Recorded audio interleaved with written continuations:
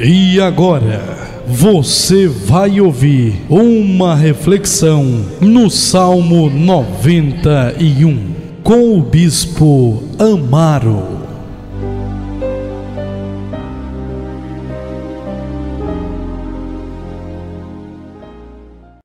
Salmo de número 91, verso 1, diz assim, meus irmãos: o que habita no esconderijo do Altíssimo e descansa à sombra do Onipotente. Muito bem, queridos, estaremos trazendo para vocês uma série de meditações, de reflexões nesse salmo que é o mais conhecido, o mais amado em todo o mundo. Depois dele deve vir o Salmo 23. Esse salmo é amado pelas muitas promessas de livramento, salvação e proteção da parte de Deus. Mas a primeira coisa que nós precisamos compreender neste salmo, ou a maior e mais bela indicação e lição, é exatamente a que está neste texto, nesse versículo 1. Veja bem, esse versículo mostra para quem as promessas de todo o Salmo 91 está endereçada, ou quem é o candidato às bênçãos do Salmo 91. Veja bem, essas promessas são prometidas, são dadas para aqueles ou aquele que habita ou que habitam no esconderijo do Altíssimo e descansa debaixo da sombra do Onipotente. Vamos considerar algumas coisas. Quem é que habita no esconderijo do Altíssimo? O que é habitar? Habitar é morar. Habitar não é dar uma passada, uma viajada, passar por passar, visitar. Habitar é morar, é residir, é ficar. Quando a gente habita num lugar, a gente anda às vezes por outros lugares, mas nos momentos mais especiais, como para almoçar, jantar e dormir, é naquele lugar onde a gente habita. Tipo nossa casa. A gente anda pelo comércio, vai no mercado, vai na igreja, vai na casa de outros irmãos, mas a gente volta para onde a gente habita. Assim é habitar em Deus. Quem habita em Deus amanhece o dia, vai para o seu negócio, vai para o seu comércio, vai para a casa de alguém, vai para o seu trabalho, diversas atividades, cada um tem a sua, mas tudo que essa pessoa faz debaixo de uma proteção. Ele sabe que está morando em Deus. Ele sabe que Deus está sob ele. Habitar é estar debaixo, é estar submisso, é estar sujeito. Então essas promessas são para aqueles que habitam debaixo de Deus. Estando debaixo, estamos submissos, sujeitos, mas também protegidos. Se eu estou debaixo de uma casa, eu estou sujeito àquela casa. Se aquela casa for bem construída, eu estou sujeito a ela. Se ela for mal construída, eu estou sujeito também. De alguma forma, eu estou sujeito à minha casa. Se eu habito em Deus, eu estou sujeito também a Ele. Quando habito dentro de minha casa, eu não apenas estou sujeito, mas também estou guardado, estou protegido. Quando vêm os ventos, as chuvas, a minha casa me protege. A mesma forma, acontece a mesma coisa quando eu habito em Deus. Assim como quando eu estou em minha casa, eu estou protegido da chuva. Se eu estou habitando em Deus, eu estou protegido das chuvas malignas de Satanás. Habitar é morar. E é interessante dizer que no Novo Testamento diz que nós é que somos moradas de Deus. E agora, Deus mora em nós ou nós moramos em Deus? As duas coisas. O Antigo diz que nós devemos morar em Deus, e o Novo diz que Deus mora em nós. Em que sentido?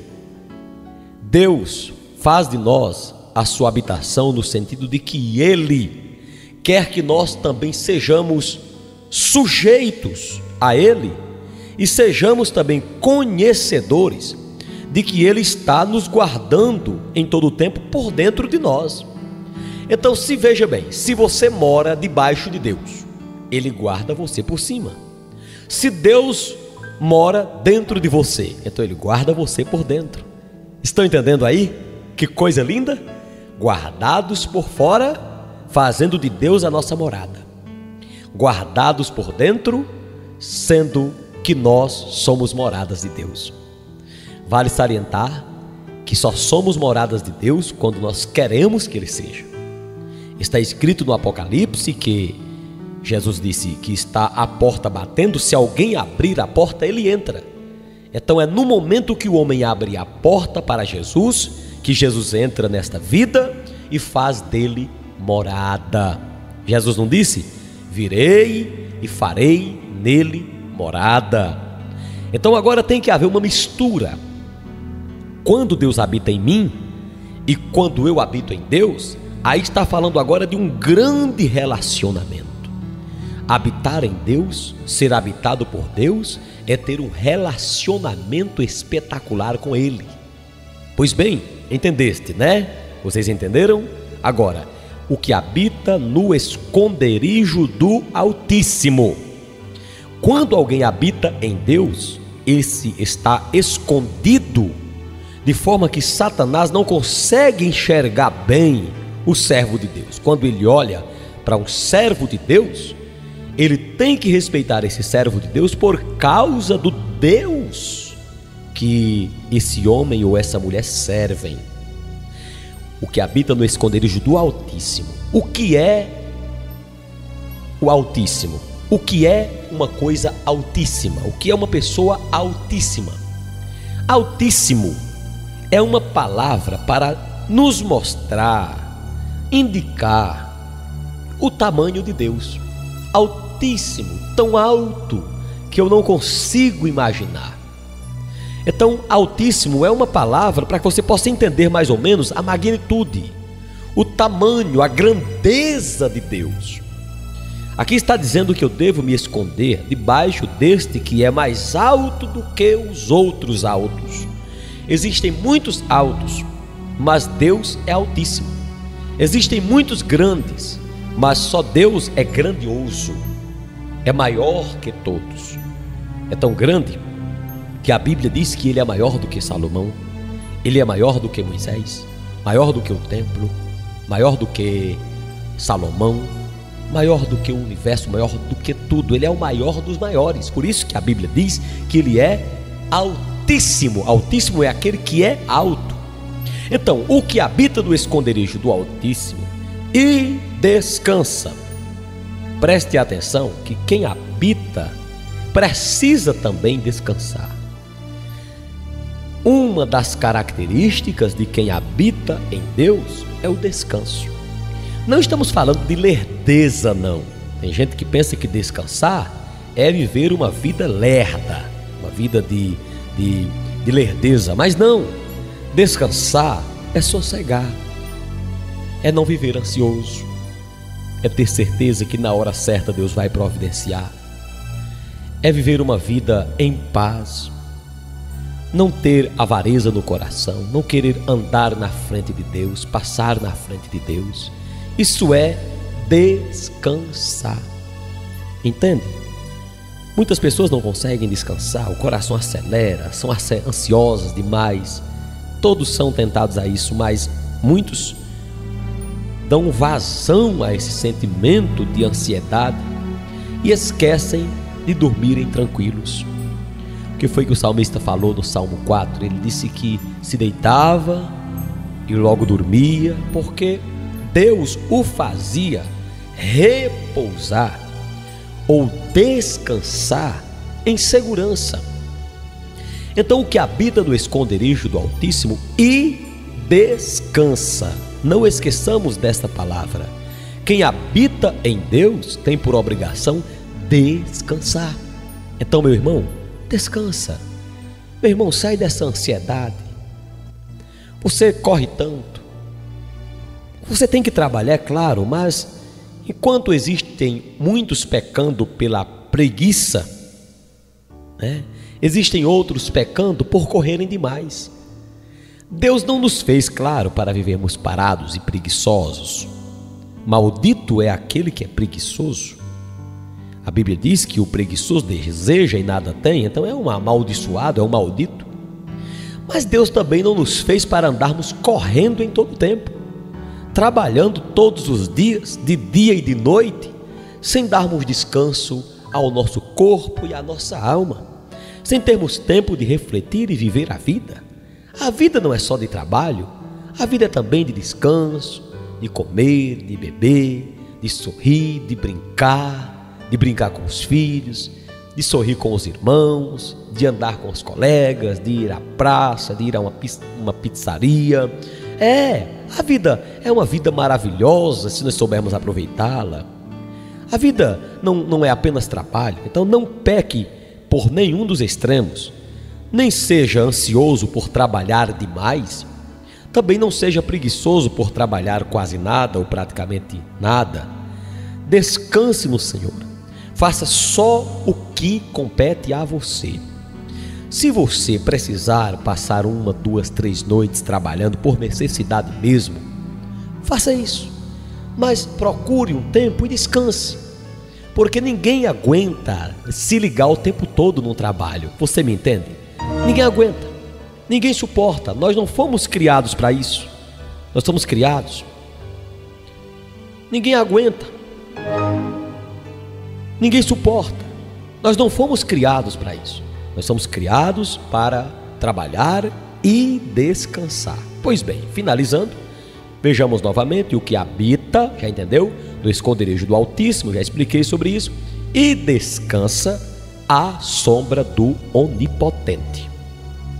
Deus, nesse texto, é chamado de Altíssimo e de Onipotente.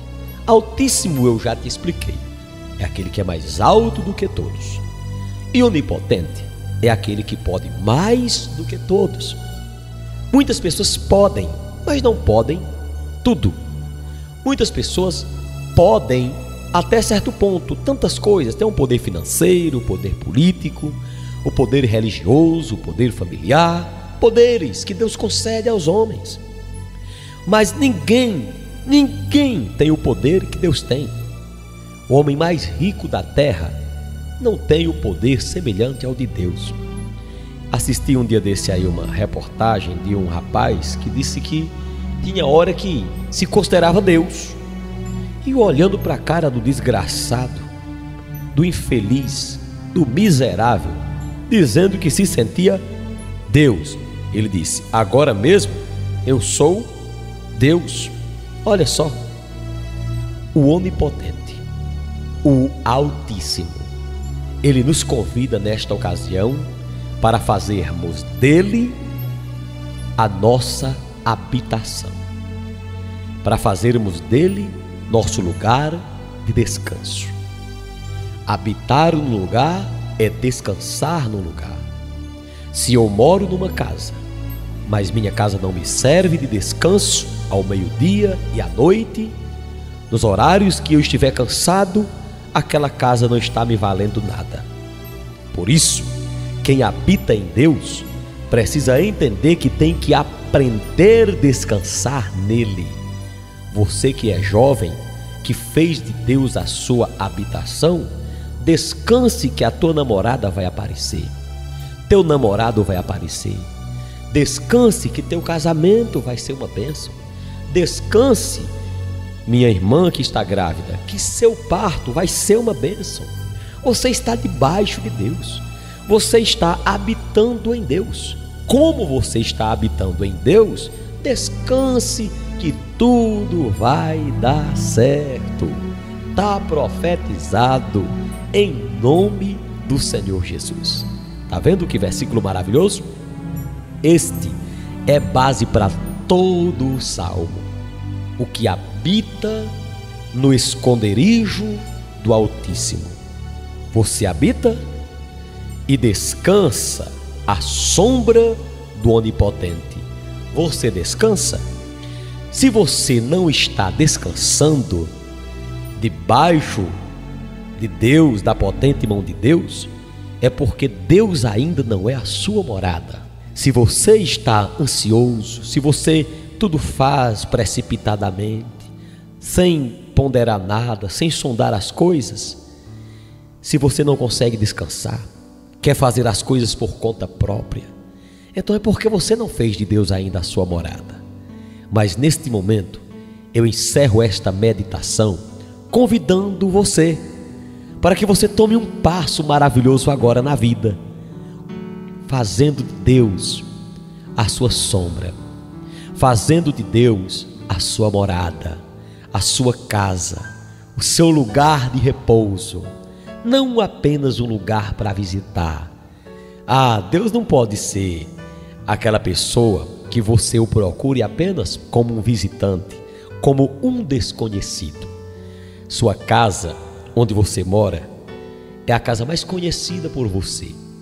É nela que você sabe onde está todos aqueles móveis, roupas, calçados que você precisa. Você conhece sua casa. Então, se você faz de Deus a sua morada, você passa a conhecer Deus mais de perto. Entendeu agora como tudo se relaciona? Como você também é morada de Deus. Ele diz em sua palavra: eu te conheço. Eu te conheço.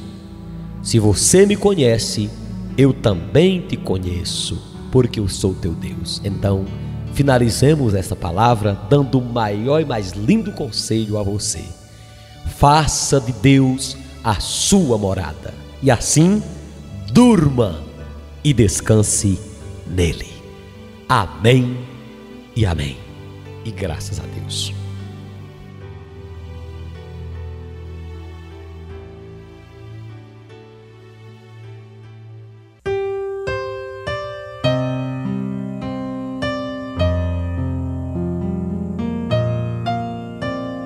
Você acabou de ouvir uma reflexão no Salmo 91 com o Bispo Amaro.